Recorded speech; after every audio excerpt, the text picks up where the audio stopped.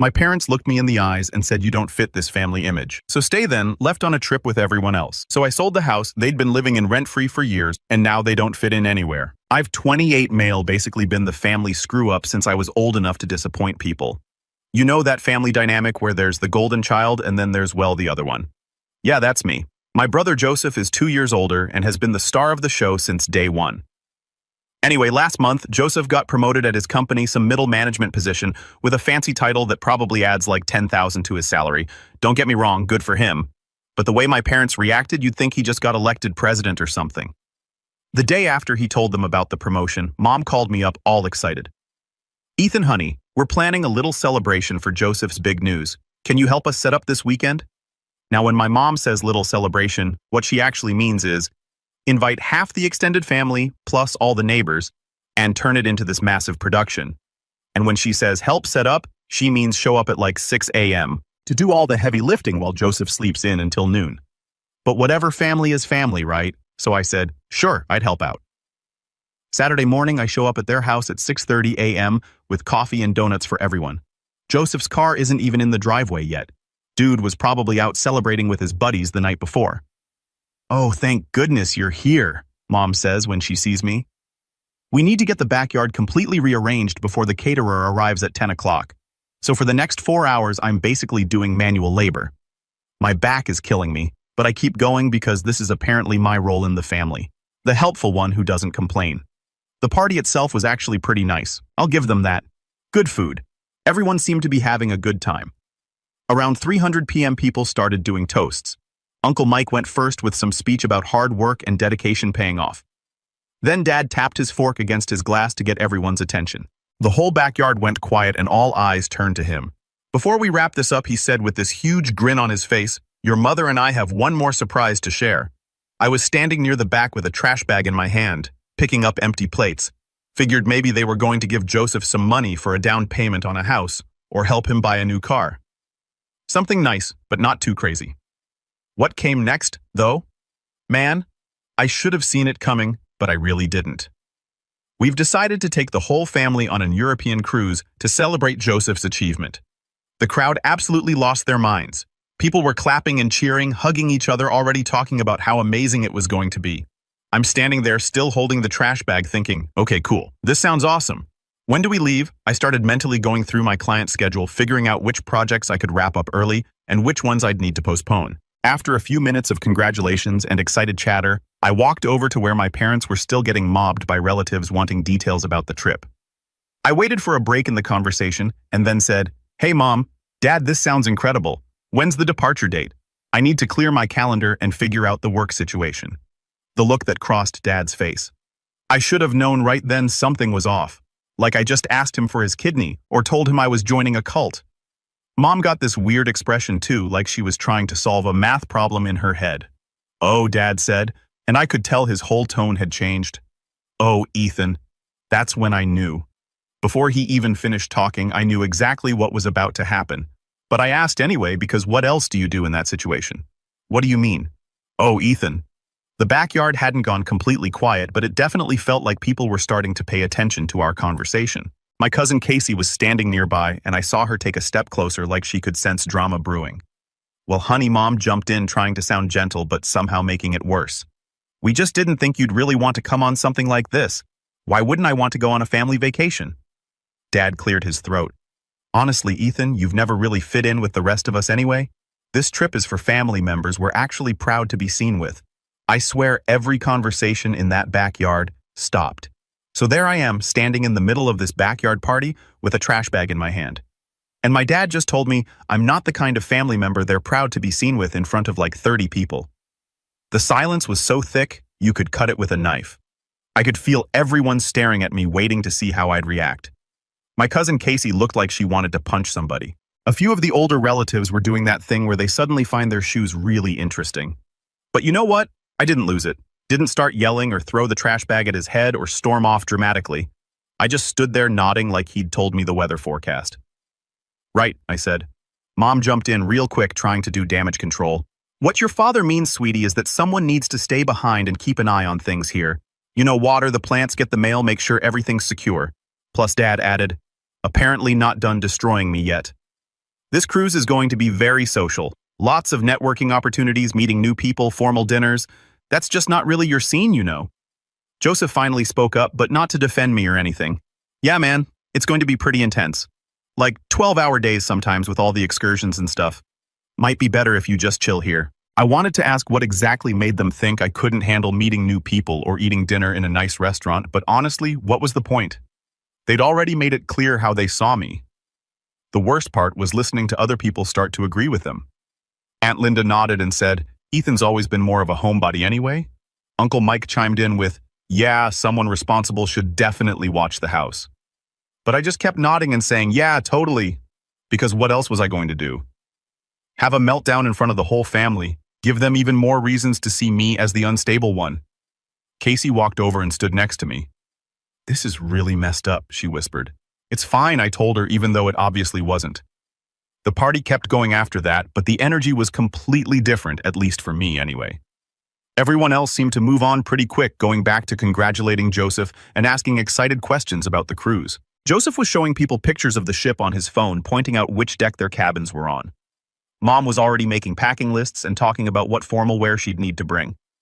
Meanwhile, I'm emptying ashtrays and folding up chairs like the hired help. Casey wasn't going either, but that was because she'd already planned a trip to visit her boyfriend's family that same week. At least she had a legitimate reason for not being included. Me, I was just not good enough, I guess. I excused myself and went inside to use the bathroom. But really, I just needed a minute to process everything. Stood in front of the mirror, trying to figure out how I felt about all this. Angry? Yeah, definitely angry, but also weirdly relieved. Like finally they just said out loud what I'd suspected for years, that I didn't really belong with them. Driving home to my apartment, I kept replaying Dad's words. Family members were actually proud to be seen with. That one's going to stick with me for a while, but here's the thing, they didn't know. And this is where the story gets interesting.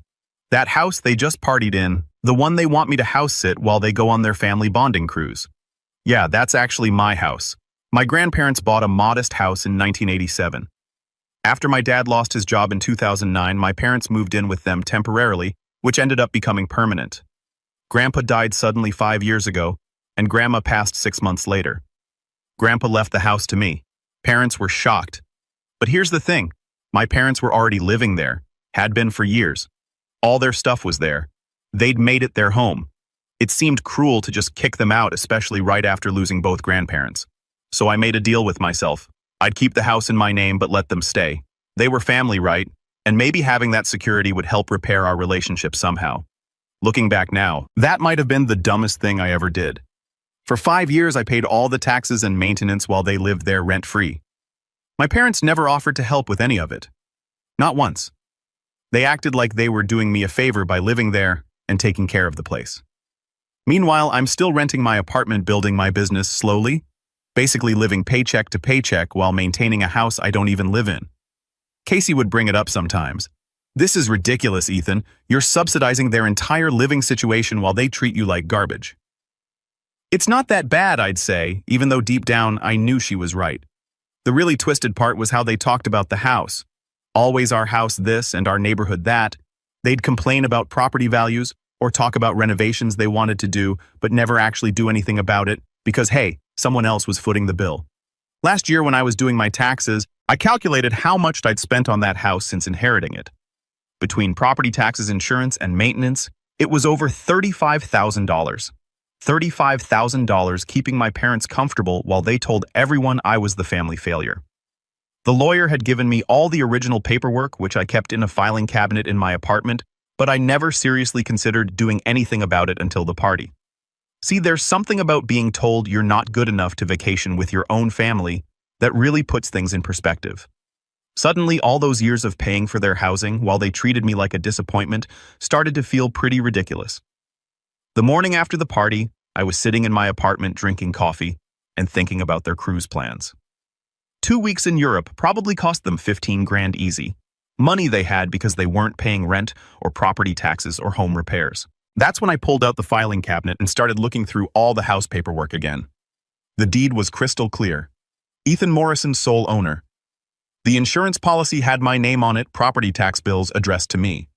For 5 years, I'd been the legal owner of that house while living like a broke college student in a one-bedroom apartment, supporting their lifestyle while they planned family vacations I wasn't invited to. I called Casey around noon. Hypothetically, I said what would happen if I wanted to sell Grandpa's house.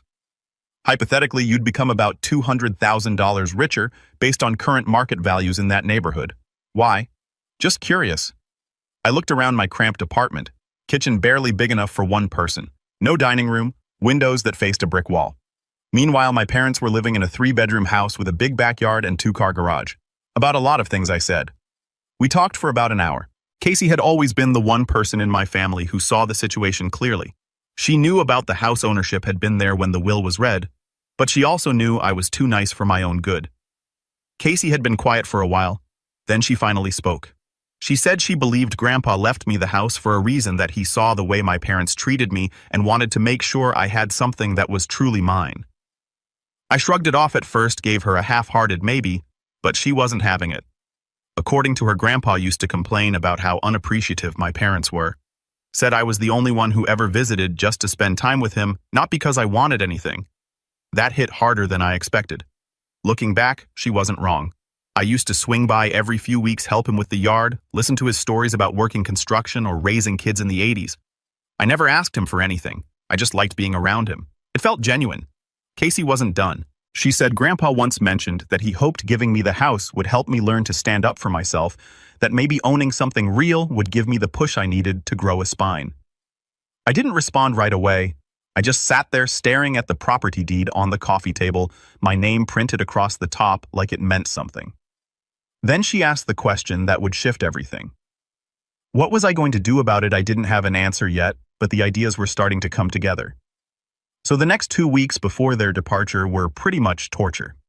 Every family group text was about cruise preparations. Every phone call included updates about shore excursions and dinner reservations. And I got exactly 0 of these messages because apparently houses sitters don't need to know about family vacation details. Joseph posted constant updates on social media about getting his passport renewed and buying new luggage. Mom kept calling Aunt Linda to coordinate outfits for formal night. Dad was researching European electrical adapters like he was planning a NASA mission. The really fun part was watching them stress about leaving their precious house unattended. Mom must have called me 6 times the week before departure with random instructions. Make sure you check all the locks every night. All the Asir, don't let any strangers inside, even if they say they're from the utility company. Dad gave me this whole lecture about being responsible and how they were trusting me with their most valuable possession. The irony was completely lost on him. This house means everything to us, Ethan. We've put our whole lives into making it a home. Yeah, Dad, with my money. But sure, go ahead and lecture me about responsibility. 3 days before they left, I did something I probably should have done years ago. I called a realtor. I told her I might be interested in selling a property and wanted to know what the process looked like. Called a realtor. She said the house was worth around $250,000 and could sell fast in this market. Life-changing money. But there was still this nagging voice in my head saying, you can't just sell your parents' house. Even though technically it wasn't their house. Even though they just finished telling me I wasn't good enough to be seen with them in public. Saturday morning, departure day.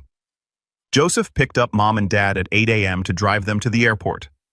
Their flight to New York was at noon, then connecting to Rome that evening. I got exactly 1 text from Mom. Remember to water the plants and check the mail. We'll call when we land. No. Thanks for watching the house. No, we appreciate you doing this. Just orders and a promise to check in when convenient for them. Casey came over that afternoon with pizza and beer. How you holding up? I'm good. Weird having the house empty. Though, we were sitting in my parents' living room, which felt strange. I'd been in that house countless times, but usually just for family events or quick visits. Never just hanging out like it was mine. You could actually do it, you know, Casey said after we'd been quiet for a while.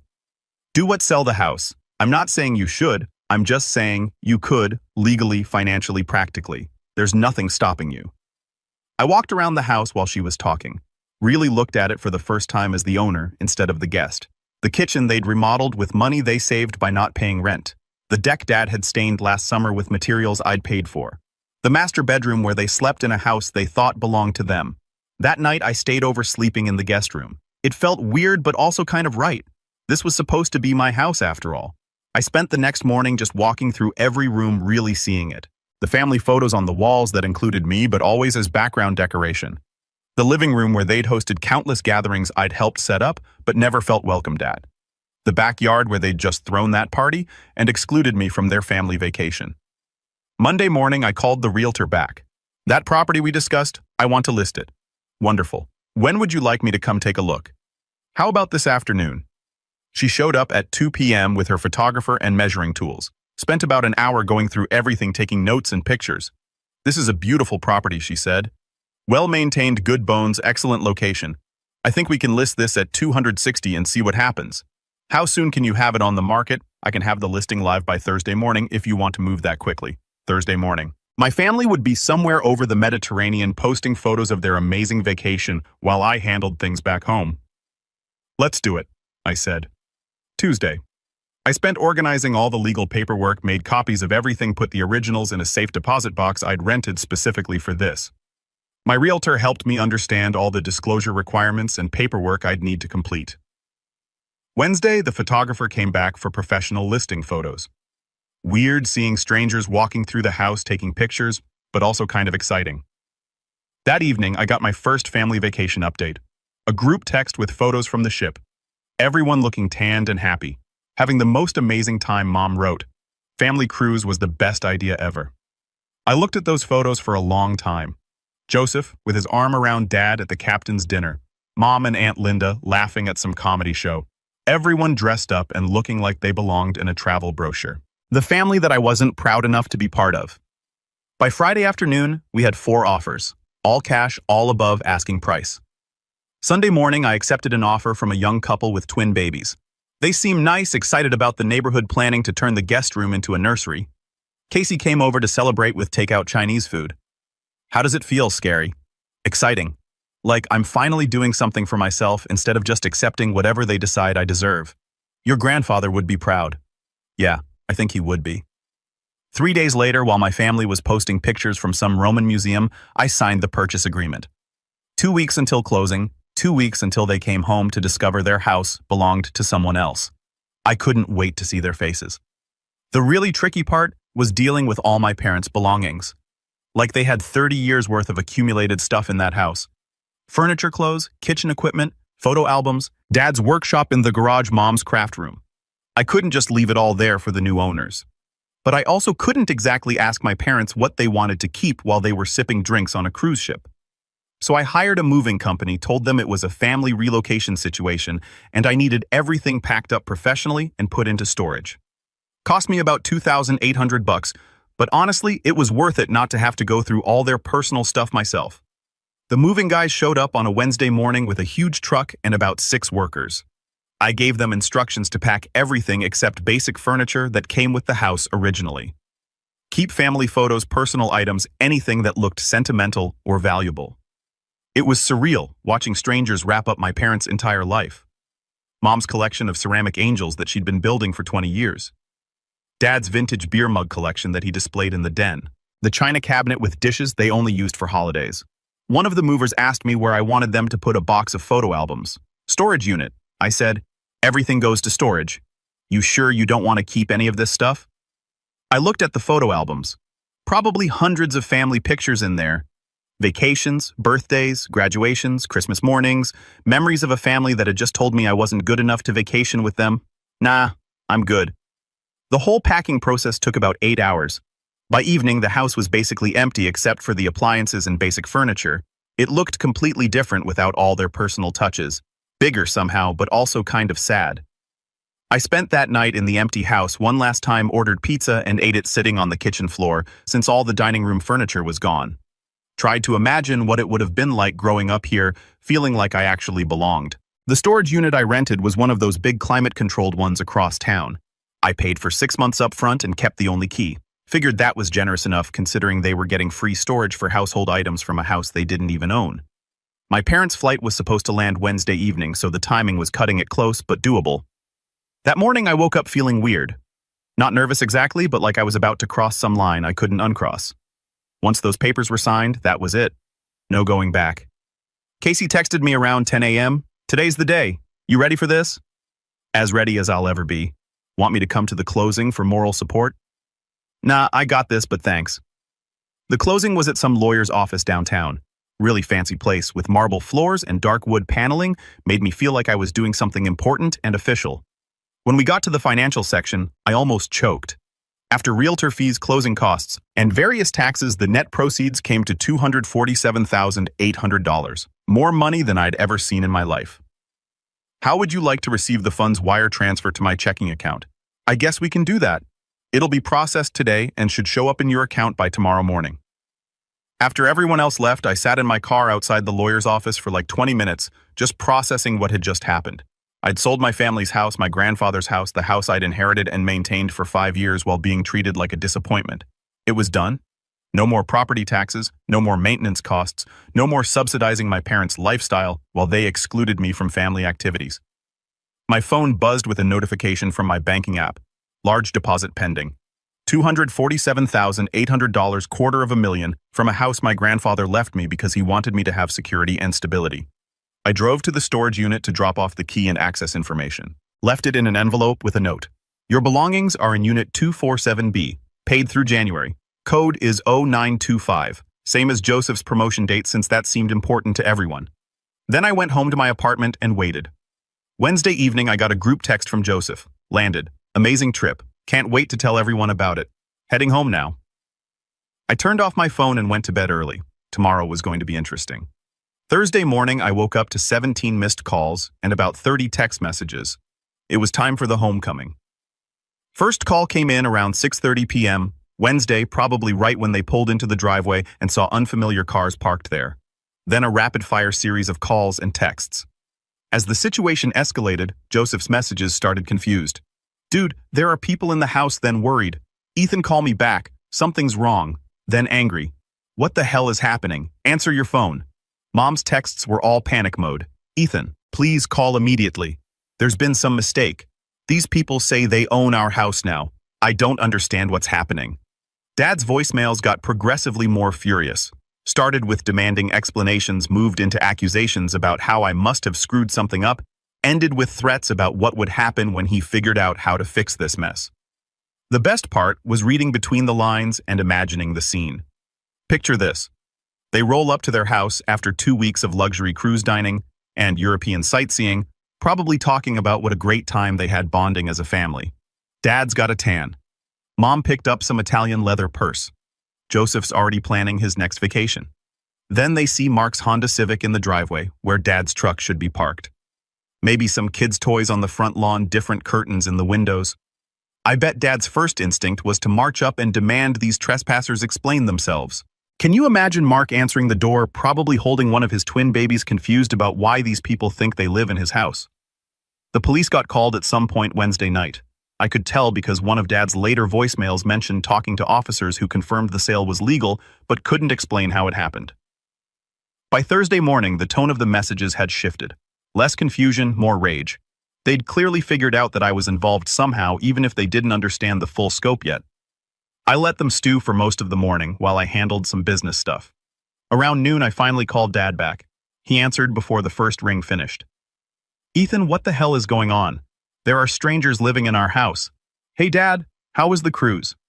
Don't you dare play games with me right now. We just got back and some family is claiming they bought our house. The police said it was a legal sale, but that's impossible. Actually, Dad, it's not impossible. I sold the house. Silence. Then I sold my house. You know the one Grandpa left me 5 years ago. Found a nice family who wanted to buy it. Ethan, that's our house. We've lived there for 15 years. You lived there in my house that I inherited, that I legally own. Well owned, past tense now. There was a long stretch of silence on the other end. I could almost hear him trying to make sense of what I just said, trying to piece together how it all happened without him knowing. He finally spoke, voice tense and shaken, telling me I couldn't just sell someone else's house, that it was insane, that I needed to fix it immediately, but there was nothing to fix. The sale was done. The paperwork signed, new owners already settling in, the money had already hit my account. There was no going back. That's when he made this strangled sound like someone had punched him in the stomach. The reality was finally sinking in. Where are we supposed to live? Geez, Dad, I don't know. Where was I supposed to live when you decided I wasn't part of the family? I heard Mom crying in the background. Then she grabbed the phone. Ethan, honey, please tell me this is some kind of mistake. We can't be homeless. Where are we supposed to go? Well, Mom, you've got all those family members you're so proud to be seen with. Maybe one of them can help you out. You know, the ones from the cruise I wasn't good enough to join? This is different, Ethan. We need somewhere to live, and I needed to feel like I belonged in my own family. Guess we don't always get what we need. Joseph tried the guilt trip approach, talking about family bonds and how we needed to work together to solve this. Pretty rich coming from the guy who didn't say a word when they excluded me from their family bonding cruise. The whole conversation lasted maybe 20 minutes before I got tired of the circular arguing and hung up. Blocked their numbers immediately afterward because I wasn't interested in round 2. The peace didn't last long, though. Friday afternoon, I was working from home when someone started pounding on my apartment door like they were trying to break it down. I looked through the peephole and saw my entire family standing in the hallway. Mom, Dad Joseph, even Aunt Linda was there. I opened the door but kept the chain lock on. Dad demanded I open up immediately using that authoritative voice from when I was a kid. I told him I was fine, talking through the chain. Mom started crying again about how I'd destroyed their lives. Joseph tried playing the reasonable mediator, saying we needed to fix the situation together. Dad pushed forward like he was planning to force his way in, but I made it clear he was staying put. That's when the real yelling started. Dad going off about ingratitude and family loyalty, how they'd raised me and put a roof over my head. I reminded him it was my grandfather's roof. Joseph joined in, calling me childish and selfish. Even Aunt Linda was shaking her head, calling me heartless. The neighbors started coming out to see what all the commotion was about. Mrs. Harrington from next door was watching like this was premium entertainment. The situation was getting out of hand. I told them loud enough to cut through the yelling that they needed to leave immediately. Dad refused, saying they weren't going anywhere until I fixed this mess. So I pulled out my phone and called 911, put it on speaker so they could all hear me report several people refusing to leave my apartment and causing a disturbance. When the dispatcher asked if I was in danger, I said no immediate threat, but they were being aggressive and wouldn't leave when asked. The hallway went completely silent, watching me give my address to the police. I told my family officers would be there in 10 minutes, and it was their choice whether to still be there when they arrived. Mom whispered something about calling police on family. I reminded her she'd called me someone she wasn't proud to be seen with. Dad looked like he wanted to keep arguing, but Joseph grabbed his arm and said they were leaving. Dad turned back at the elevator with some threat about this not being over. I told him it really was over and watched them disappear. Called 911 back to cancel the officers since the situation was resolved. Casey came over that afternoon with takeout and congratulations. She'd heard through the family grapevine that my parents had spent Wednesday night at Joseph's apartment and were currently trying to figure out temporary housing arrangements. Apparently, the family group chat had exploded with theories about what happened. Some people thought it was identity theft or fraud. Others wondered if I'd had some kind of mental breakdown. A few relatives were actually asking questions about how exactly my parents had been living in a house they didn't own. The fallout spread pretty quickly through the extended family network. Aunt Linda called her husband asking if they knew I owned the house. Uncle Mike started wondering why my parents never mentioned paying rent to anyone. Cousins were digging through old conversations, trying to figure out when this ownership transfer had happened. By Friday, the story had evolved into this dramatic tale of family betrayal, with my parents positioned as the victims of my sudden cruel streak. Mom was telling people I'd had some kind of psychological break and turned against the family for no reason. But Casey was also hearing a different narrative from some relatives. Questions about why a 28-year-old was maintaining a house for his parents without compensation. Comments about how the cruise exclusion had been pretty harsh. Speculation about whether there was more to this story than my parents were sharing. The really interesting development came over the weekend. Joseph posted on social media about the difficult family situation they were dealing with, asking for prayers and understanding during this challenging time. Carefully worded to make himself look sympathetic without admitting any details. But the comment section told a different story. Several people asked why Ethan wasn't included in any of the cruise photos. Others mentioned how I'd seemed upset at the promotion party. A few family friends started putting pieces together and asking uncomfortable questions. Monday morning, I got a call from my parents' insurance company asking about the property transfer and whether coverage needed to be updated. Apparently, my parents had tried to file some kind of claim related to their belongings, not realizing they were no longer the homeowners. That same day, a lawyer called saying he represented my parents and wanted to discuss the property sale. I told him to put any communication in writing and hung up. Doubt they can afford a real lawyer anyway. Probably just some consultation they got to scare me. Tuesday, I heard through Casey that my parents had found a rental apartment across town. Nothing fancy. 2-bedroom place in a complex near the highway. Quite a downgrade from the suburban house with a big backyard and two-car garage. Joseph was apparently handling the logistics since my parents were too overwhelmed to deal with rental applications and security deposits. He'd been staying home from work helping them get settled, which probably wasn't great for his new promotion responsibilities. The storage unit situation added another layer of complexity. I'd left the access information, but my parents were having trouble accepting that all their belongings were packed away in boxes instead of carefully arranged in their familiar spaces. Mom kept calling the storage facility asking questions about temperature control and security cameras. Dad wanted to know if they could install additional locks or upgrade to a bigger unit. They were treating it like permanent housing instead of temporary storage for items from a house they no longer owned. By the end of that first week, the reality was setting in for everyone. This wasn't some misunderstanding that could be resolved with phone calls and family meetings. The house was sold, the money was in my account, and the new owners were already painting the kitchen and shopping for nursery furniture. My parents had gone from homeowners with 30 years of equity to renters starting over with whatever savings they had left after their European vacation. Joseph was stressed about supporting them financially while maintaining his own apartment. The extended family was divided between supporting my parents and questioning why this situation had developed in the first place.